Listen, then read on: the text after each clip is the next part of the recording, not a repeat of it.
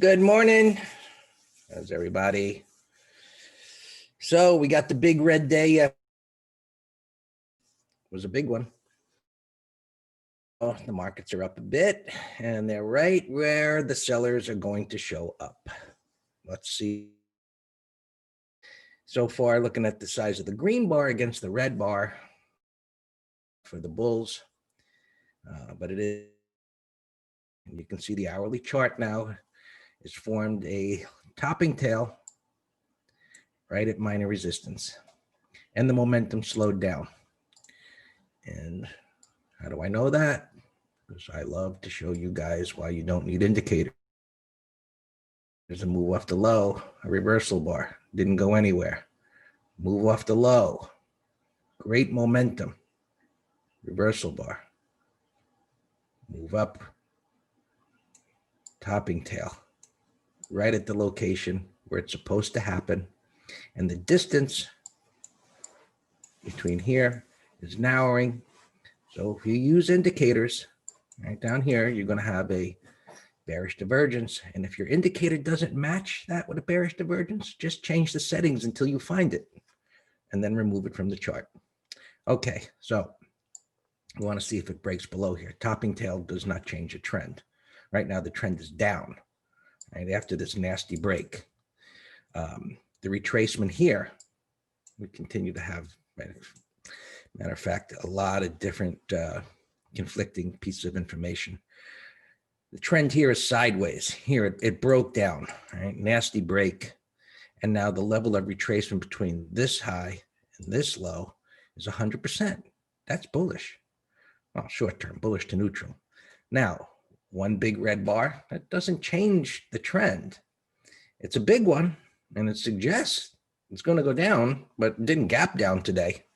And so now we're going to have a gap up into the range when we look at the SPX or SPY, pretty high up into yesterday's range. We'll take a look at that. As you can see, as I already pointed out, sellers are showing up where they're supposed to be. Why did it go up this far? Because this is where the smart traders want to sell, because that's where their reference point is. That's where the supply should come in. And this is where they can get in and put a stop, well, above here or above 3390 and say, I'm close, right? Their own management to deal with that. So we'll see where this all goes. Of course, breaking below yesterday's low, which has got to travel pretty far now on the futures, to get all the way down there, which, having to travel a long distance to get to a destination says that it's a good place for buyers to give it a shot down there. Because this is, the idea of oversold or overbought, which is subjective.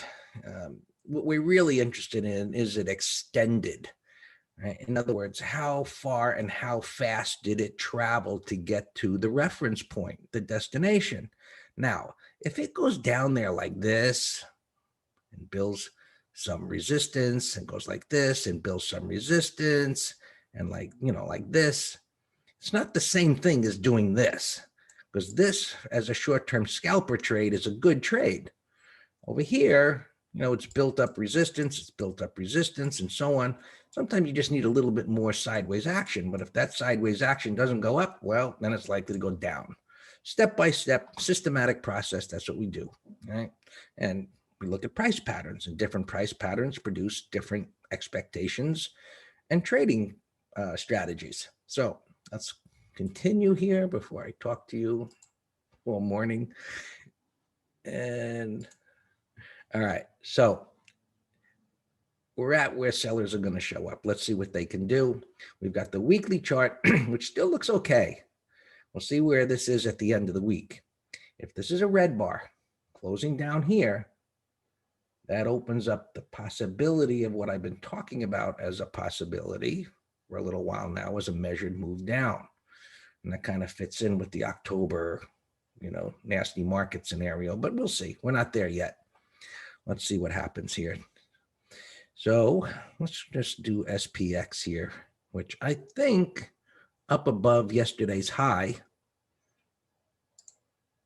is above the danger zone, right? It's a big red bar. There's a prior high here. The recovery here this morning, this doesn't update anyway. It's got to be up around here. There should be premium this morning up above this area. So the idea is to get away from there. 34.30. That's more along the lines of your comfort zone, McGraw. I know that's where there's more premium there, but it could be okay. Let me see where spiders are. It could be okay because ultimately that is where sellers are going to show up again, but it shouldn't get up there. So I agree with you. It's a little close if the day turns out to be a bullish day and yesterday was some kind of freak situation. Which, it looks like it was. And yesterday when we were sitting here, it looked pretty freaky. And it would be just as freaky to negate that. So 33.40, I think absolutely would be good.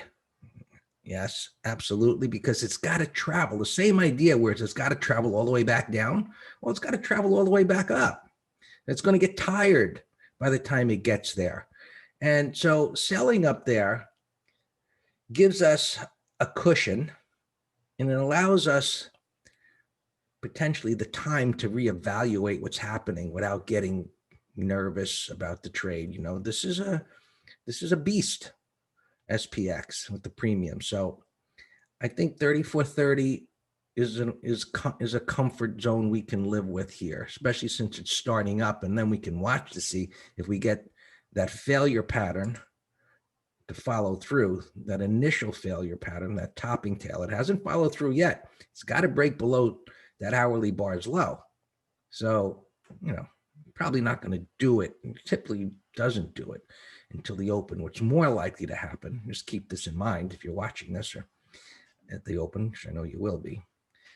This instrument is just fantastic for failure patterns and gotcha trades. What's a gotcha trade? Well, it goes back up and it makes a new high and then gets slammed down. So that would be something to watch, and you could watch it on a 5-minute or a 2-minute where, here's the topping tail bar that formed there. So, it jiggles around here prior open, and then at the open, this bullish move follows through. It takes out the high and then right back down again into this level. And if it does that, short S&Ps, put on the call spread. SPY maybe has enough premium at that point. So we're going to be talking about that in MT Live today. So you guys want to come to that as always. And you guys on YouTube, don't miss it. I'll post the link when Dan comes on. So there we are. On the downside, I think, I don't know whether there's going to be premium. Maybe there is, but let's get a little closer. Let's call it 33.20 or below on the downside, right? But we want to see it start to come in because the premiums will juice up if it starts coming down, and we can evaluate that. And of course, the more it comes down, the more comfort we'll have with the area above. Okay, NQs. Jiggling around here. It's a weird kind of a pattern. A lot of times you get this going sideways. Sometimes we refer to it as a Christmas tree pattern, green, red, whatever, back and forth. So far it's holding there. So that's your major line in the sand and up above. So we've got a trading range going on, which you can see I've already got marked off here. And, one of our green room subscribers, one of our favorites, Alex, got on the mic yesterday and pointed out this pattern, right, this head and shoulders type of top, which has to violate this. And this could just be the lower high, where it makes a little bit more of a complex kind of a pattern with another move up, giving hope to the bulls, where it rolls back down and then it hangs here. Ideally, it hangs here for a while, and then the little mini crash comes. I'm kind of laying it on a little thick there, but it certainly could be. Intraday, that would look like a mini crash if it was to happen in a day. So let's see how it plays out. You can see the pattern. It's very clear. And this could just be something like this over here where it makes the lower high and then heads down. So the first thing to look for, would be if we get that gotcha trade or it just fails over here on the 5-minute.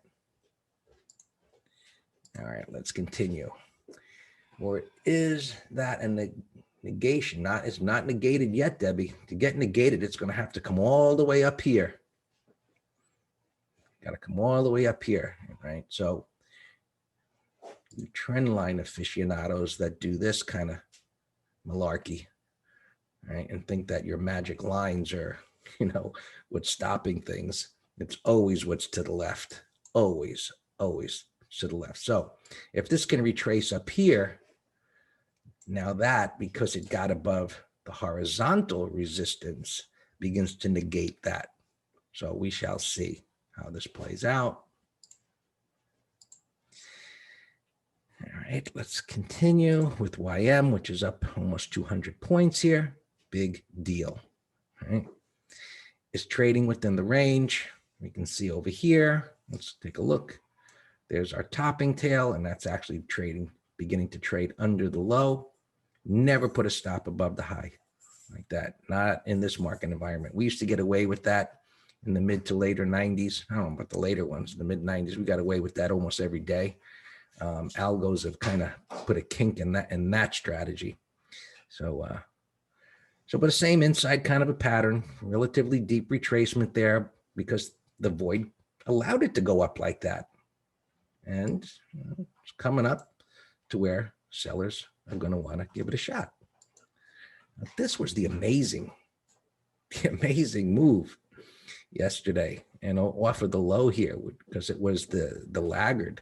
And, it just came in with everything else that did yesterday on the that tweet that just nailed the market. And so there's really nothing to the left, but you can see how the momentum is slowing down there. And so we'll see where it goes. But, that one definitely was showing some amazing strength. And I'd like to, the transports for a moment. Still just hanging around here. And this got above the pivot high, but so there's a lot of flies in the ointment with this market, Mr. Schizophrenic, as I call it. This one is head and shoulders top, got above the pivot high, but the tweet killed it intraday. But it kind of held up okay. So this is one of the bullish things about the market. We'll just see what happens here.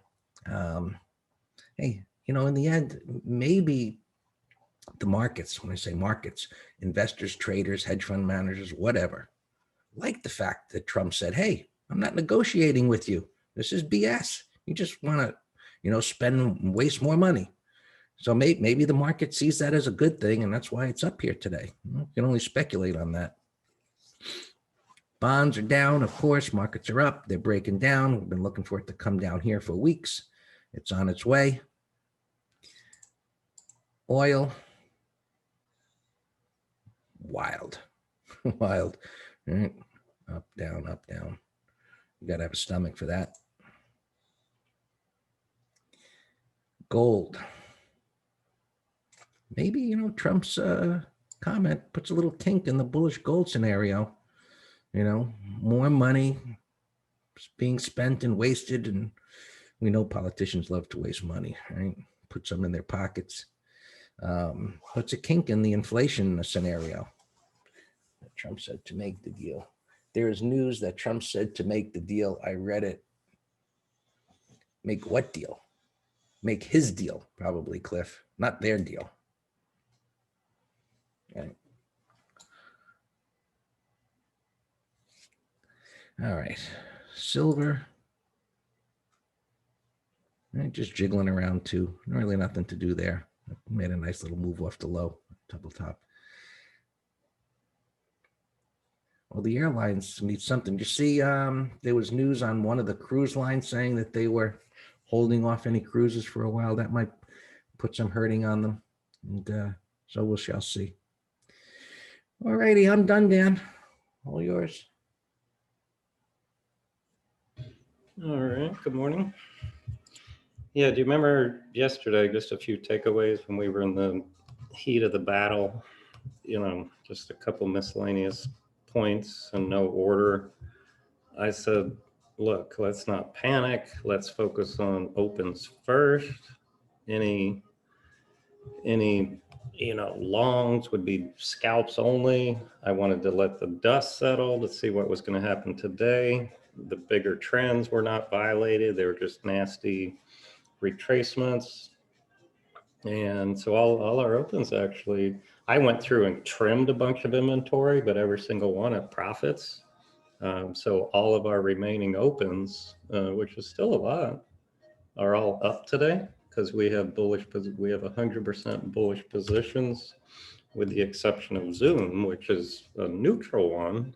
We have a condor, and fine, it's gapping up $5 or whatever. That's not going to hurt us one iota for two reasons. One, we're going to make, we might lose a few pennies on the call side, but we're going to make money on the put side with the gap up and the time decay. So I have it loaded up here. We might take partial profits that expires on Friday. Um, Another point I said yesterday, look, I disagreed with the move. I really did. Um, uh, so I just disagreed. That's my opinion. And number two, is Dan cutting out for you? Um, so my other point was, how do we know it's not a ploy? And we gap up today, and voila, here we go. We're gapping up today. And I said, let's just trade the charts and keep cool and not panic. And so I think we did a pretty good job with all those points that I just summarized. All right, so all our opens are fine. Just ask me if you have any questions. I still like Facebook. If the market starts to weaken, this is my favorite looking short right now because it's a sell setup. Started with a little bear gap there, a little upside shakeout. I got three sideways bars. I got a topping tail. I got relative weakness to the market and the other fangs, and I got a price void. So this is my favorite fang short and call spread. Jets, talking about the standalone bill. So the markets are kind of just eyeballing gapping up 50%, right? 50% into this, maybe 45, whatever. So it's a bullish gap over this pivot. But as Greg showed you, it's at resistance. But look at Jets is a bigger, that's 75% gap, way beyond this pivot. So we actually did sell a put spread in love yesterday on the 1, 2, 3, and the 1, 2, 3 just triggered on that afternoon breakout. Not there, I'm sorry. This afternoon breakout is right where it triggered, right there at the high, unfortunately. But we should be okay. It's a put spread under this big fat green bar, so it still looks fine. And Debbie, I typed to your answer. You're saying Nigerian unusual activity 159's IWM. I don't know if he's saying that today or, whatever. But if you follow technical analysis, which is the basis this morning, okay. I think that's a moronic move. Whether it works or not, it's just a moronic technical time to do it. The time to do it was, here was 100% rally to the resistance and then an inside day. So it was kind of a 1, 2, 3. So down here would have been fine. And then the gap reversal last Friday. To do it now, after a big move far from the 20, nasty reversal bar, it's just, I just shake my head. Just like, whatever, you all do whatever you want. Okay, we do what we want. We got our approach. JetBlue, nice gapper. Wow, that's gapping over. Yeah, I like that a lot, Sam. Look at that, gapping over yesterday's high with a price void. The problem is target maybe 1250, so But it's worth watching. I'll put them down here. Hey, G, you're dropped in. All right, what do we got here? Big gap, a wreck, but gap's too big, but something's up with that today, obviously. Jets we just looked at, CMG, I saw a big gap. Oh yeah, there's nothing there. I was gonna see if we could maybe get a put spread, but CMG is typically very spreading. Sun W, this was this little toy way back here. Now it's gapping up here. Too big, got no interest in that. JR's asking about Golf Hotel. Bear call credit spread, 101.50. It's a big gap. And our credit spreads, as we sell call spreads over resistance, put spreads under support, then we go through our checklist, make sure they're liquid, good juice, so on and so forth. The problem with that big gap is you aren't going to get any juice way up here. So that's the problem. Unless you went, months out in time. Paul asking about a couple of gappers here. Baba 297. That is a beautiful, beautiful pre-market 15-minute chart, Paul. That is textbook beautiful. Gap up, wide range bar, buy setup 50% into the WRB. So yes, that's I'm going to put that in the window right here. We're going to do it. And step two is put it in a 5-minute window like I just did and see how it sets up in the first 5 to 15 minutes time with the market. Yeah, Tim, Baba, I just answered. Twilio, I would like it to go sideways more, but it's at all-time highs, showing great relative strength after this big gap up. So it's a watch, but I like Baba better. Purple, 2660, gapping right over. Yeah, you're coming up with some good gappers here today.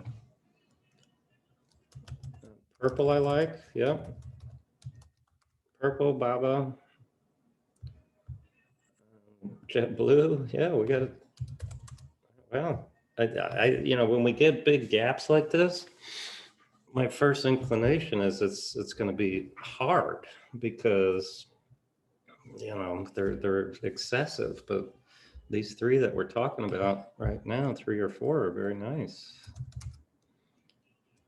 PDD, no, I got zero interest in that. Gap and resistance in a downtrend, so no, Paul, for me, 0 on that. AYX, I mean, it's strong, maybe 30-minute high. If it can go sideways for 30 minutes, then yeah, that means it's not going down. And a concept of relative strength. Look at this beast. As the market was in a tantrum yesterday, yeah, it came in. It came in, but it didn't destroy the bullishness of this 15-minute chart, 1 iota. So it's a watch, but I like your Baba and purple better, and jet blue for a day trade. Put spread under 280. Sure, yeah. Go through 30-minute high, 30-minute high, Tron, with market gap and a resistance here. I'm not going to be aggressive at all. Juliet Delta 78.70. It's gap and resistance. That might be one for the afternoon if it can hold on to its strength for a couple hours. So I that's my answer there. AMD, nah, you got too much. I don't know. You got a lot of resistance there. All right, let me just continue here for a little bit. Let the market wiggle around. Wow, is that tick 1500? What the heck? Look at that tick. Wow. Square, that's been a beast, but somebody asked me about buying that in an email, and nah, too extended to me unless maybe 30-minute high day trade because it's been so strong. FBHS, James. Over yesterday's high is fine.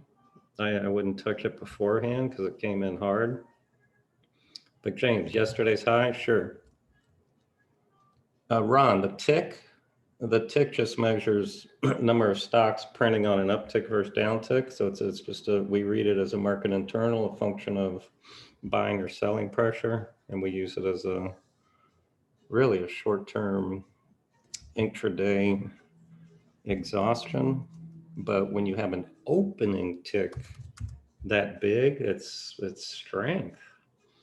So look, the fact that after 1 minute here, the buyers are stepping up and buying more after that bullish pre-market is strong. So I know it's only been 2 minutes, but I give the nod to the bulls right now.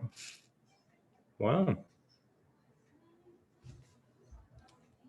The daily's a mess. There's absolutely no pattern. I'm just talking day trading right now, unless the individual stocks that we're focused on. So I said afternoon on JD. Now I say 30-minute high. If it can hold these gains, as well as the market, then 30-minute high on that is fine. BABA, it just depends on your trading plan, how aggressive you want to be. And it's right there at the prior high, so I'm surely not wanting to be aggressive on that. Jason, work. Yeah, beautiful. Beautiful. Gap over a red bar, price void. That looks fantastic. Put that in a window here. Well, I'll put it on my other computer. I've got more space.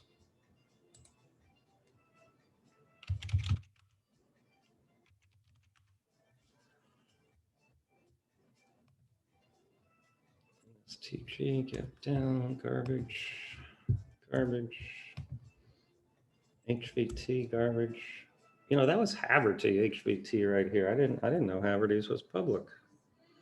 It's kind of a junky furniture store. APR coverage, okay. Levi had earnings. Wow, that looks like a gap and crap. That maybe go down to a 2 or 5 minute chart and look to short. That's a gap and crap.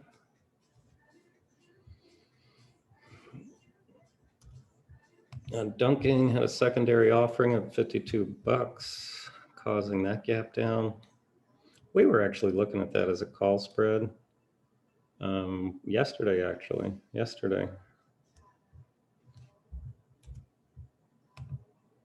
RPM, no pattern. Lima whiskey, I think had earnings, broke out but extended.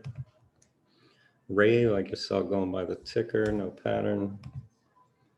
Bearish gap here, but it's getting its sea legs back here. But if this were to take out the low, you can short it, because then bearish gap and as a price would. Disney, we were looking at yesterday as a short. Under yesterday's low, Disney is a short. Yala IPO, I want to watch. Smar, it's worth watching. Sierra Echo, I think some of you were buying this yesterday. That looks higher. It's launching right now.